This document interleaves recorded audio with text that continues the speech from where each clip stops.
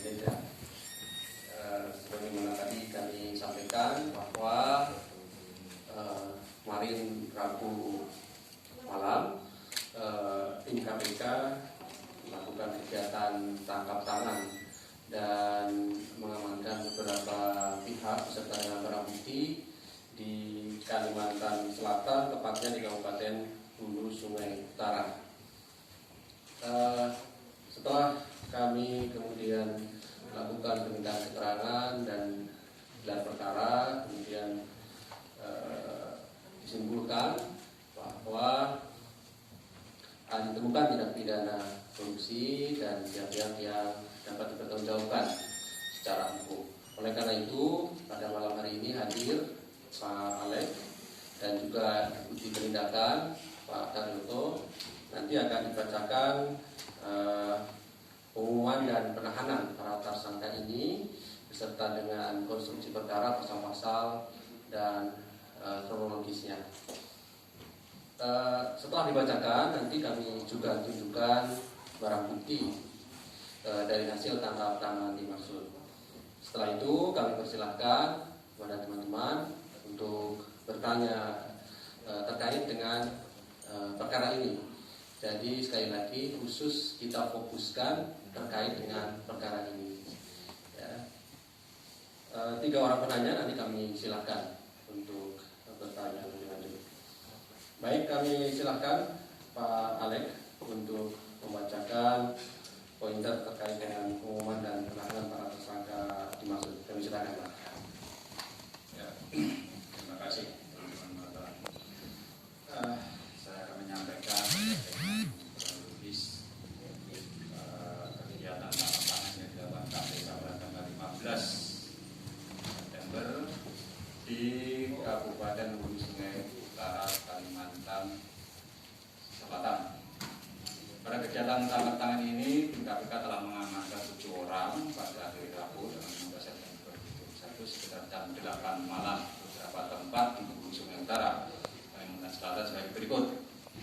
MK, ini PAT Kepala Dinas PU pada Dinas PUPRT, Pekerjaan Umum Penataan Ruang dan Pertanahan Kabupaten Hulu Sungai Utara, sekaligus pejabat pembuat komitmen dan kuasa pengguna anggaran.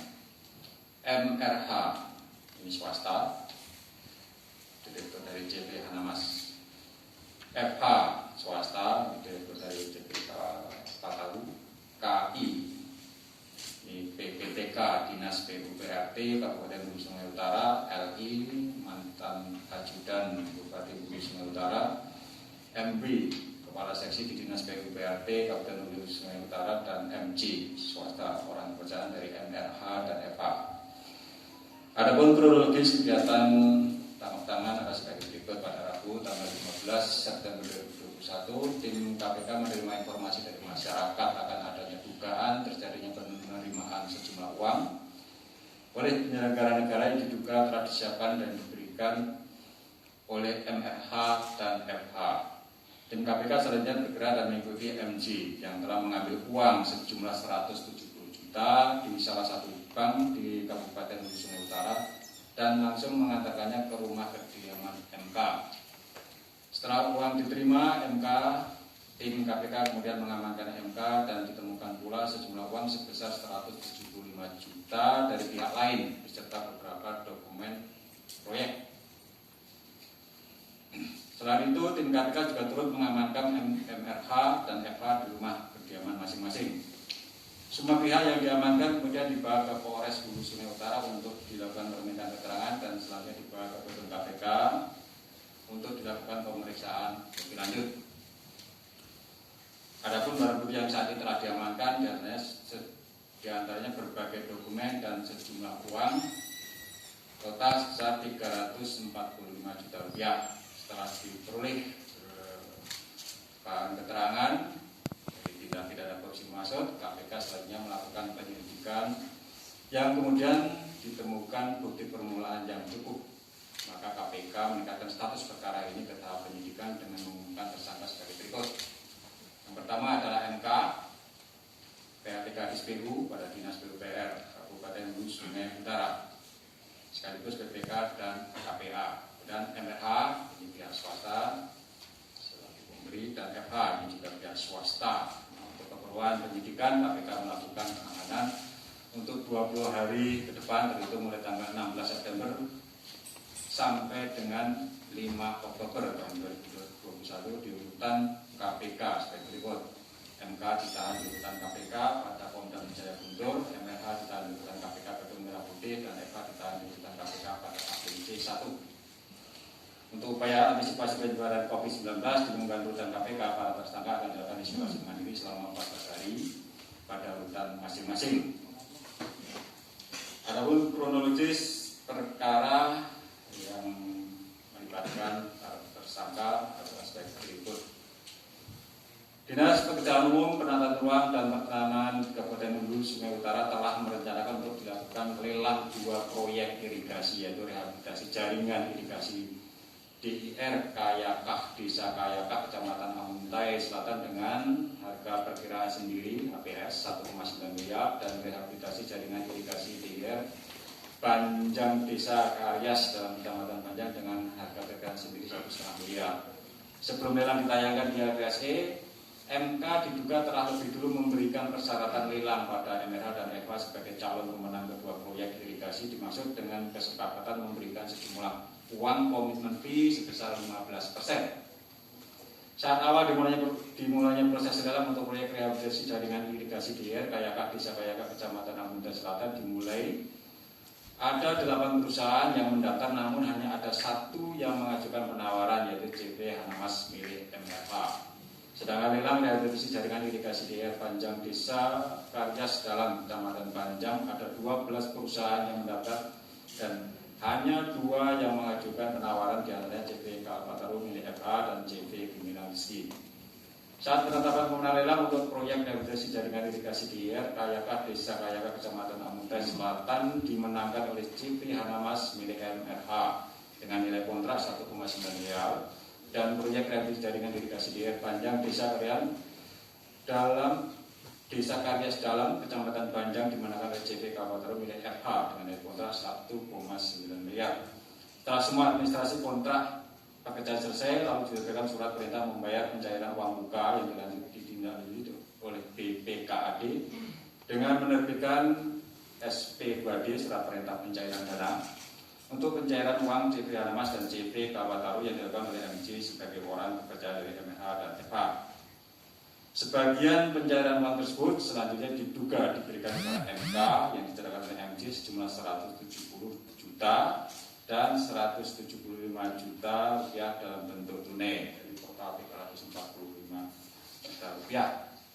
Nah, atas perbuatan para tersangka disangkakan melanggar pasal sebagai berikut. Untuk MRH dan FH selaku pihak pemberi disangkakan melanggar pasal 5 ayat 1 huruf A atau pasal 5 ayat 1 huruf B atau pasal 13 Undang-Undang Republik Indonesia Nomor 31 Tahun 1999 tentang pemberantasan tindak pidana korupsi sebagaimana telah diubah dengan Undang-Undang Nomor 20 Tahun 2001 tentang perubahan atas Undang-Undang Nomor 31 Tahun 1999 tentang pemberantasan tindak pidana korupsi.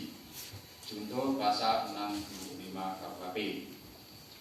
Sedangkan tersangka MK ini selaku penerima disangkakan melanggar pasal 12 huruf A atau pasal 12 huruf B atau pasal 11 Undang-Undang Republik Indonesia Nomor 31 1999 tentang pemberantasan tindak pidana korupsi sebagaimana telah diubah dengan Undang-Undang Nomor 20 Tahun 2001 tentang perubahan atas Undang-Undang Nomor 31 Tahun 1999 tentang pemberantasan tindak pidana korupsi junto pasal 64 KUHP, pasal 65 KUHP. Ini kembali lagi, ini korupsi terkait dengan pengadaan barang dan jasa sebagaimana sudah dipetakan KPK. Sebetulnya di daerah itu sebagian besar korupsi menyangkut pengadaan barang dan jasa, mungkin hampir 90% korupsi yang ditangani baik oleh KPK, kejaksaan atau kepolisian di daerah itu menyangkut pengadaan barang dan jasa. Ini masih menjadi titik rawan, sekalipun proses lelangnya itu dilakukan lewat e-procurement, ini juga tidak mengurangi kerawanan dalam proses pengadaan barang dan jasa, karena persekongkolan bisa terjadi antara penyedia barang dan jasa dengan panitia lelang atau PPK atau KPA, atau juga para penyedia barang itu sendiri yang melakukan persekongkolan secara horizontal. Mereka mengatur siapa nanti yang akan memenangkan proyek dan baru dimasukkan dalam dokumen-dokumen itu dalam proses e-procurement. Ya, jadi itu e-procurement itu memang hanya alat, tapi ketika mereka melakukannya dengan bersekongkol, secanggih apapun ya, peralatan atau sistem itu pasti akan jebol juga. Ini yang kami selalu wanti-wanti kepada panitia lelang atau ORP agar lebih jeli dalam menangani perkara pengadaan barang dan jasa. Dan ini masih banyak kita temui di daerah-daerah. Mungkin itu yang bisa saya sampaikan. Nanti akan dilanjutkan dengan saya. Terima kasih. Dan dari hasil tangkap tangan di Kalimantan Selatan, tepatnya di Kabupaten Utara. Berikutnya akan kami tunjukkan barang bukti dari hasil tangkap tangan dimaksud berupa uang 345 juta.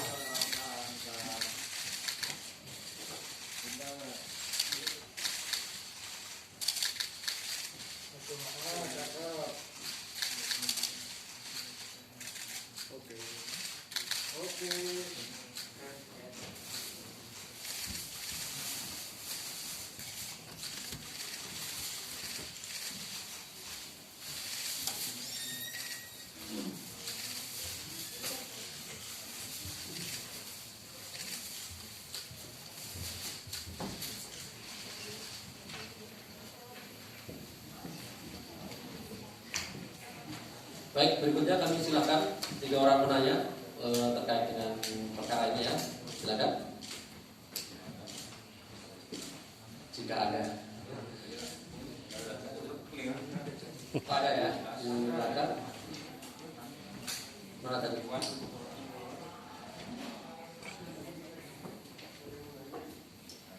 Gak ada ya? Sebentar ya.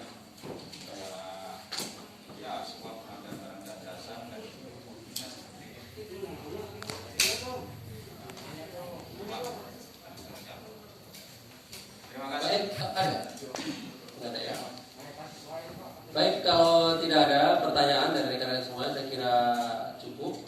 Tadi sudah disampaikan, sudah cukup rinci dan jelas. Nanti untuk soft copy-nya kami akan sampaikan kepada rekan-rekan semuanya. Terima kasih Pak Alex, terima kasih Pak Baryono atas kehadirannya dan rekan-rekan semuanya yang hadir pada malam hari ini. Dan itu, Assalamualaikum warahmatullahi wabarakatuh. Setelah ini Pak Anan nanti akan naik dulu ke lantai 2 untuk menyelesaikan administrasi pemeriksaan.